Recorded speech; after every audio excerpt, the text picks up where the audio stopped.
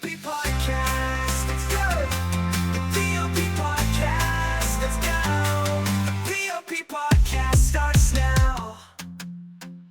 Hello and welcome to the P.O.P podcast. I'm Jason Sirotin, joined as always by my co-host Scott Haley. Scott, how are you doing today? I'm doing great, Jason. Good to be with you. I wanted to chat a little bit about remote monitoring. It's a big topic. You seem excited about it. Can you walk me through, why it's a big topic? It's amazing. And I was talking to one of our friends of the P.O.P podcast that's been on here, Mr. Jake Schweitzer. We've been saying his name wrong for years, apparently, Jason. It's Schweitzer from Gage. And we were talking about, think about how, if you think about how we treat a traditional orthodontic case, right, with twin brackets, wires, and all that stuff, that modality's been in existence for almost 70 years, right? If you think about traditional brackets and all those types of things. So it just blows my mind when he put it to me that way. It really kind of made me think yeah, you're right?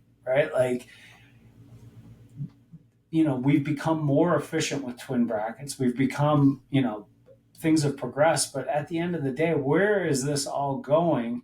I do believe in, that things like dental monitoring, the use of aligners more effectively, digital orthodontics, when used properly, that's how we become more efficient. And that's how, using the technology is really where it's at.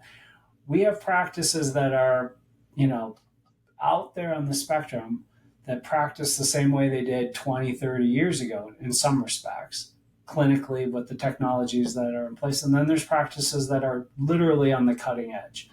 And it's usually, technology is great, but I do believe that those practices that are utilizing the technology are utilizing them in a way that are creating better experiences for their patients, but just as importantly, they're creating practices that are much more efficient, much more productive, and much more profitable if done properly. And there's so many neat things out there with technology, especially with what I see around dental monitoring, self-ligating brackets, indirect bonding, some of the things that are done with aligners that when implemented in a practice properly, it takes a practice from, it doesn't even look like a practice looked that could be down the street, clearly. Is remote monitoring a company or a thing? Well, that's a good question. I think generically we would say remote monitoring is a thing, right? Like driving a car, but specifically, the partner that P.O.P works with is a company called Dental Monitoring.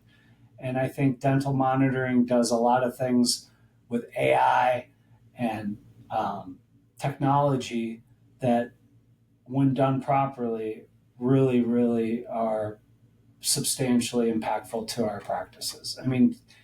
Some of the statistics out there about the number of visits that go through an office that is using dental monitoring in a typical month can be reduced. I think they're staggering numbers, right? And reducing your patient flow into your practice by hundreds, that at the end of the day, it means that you're being more profitable with every visit that comes into the practice. P.O.P podcast.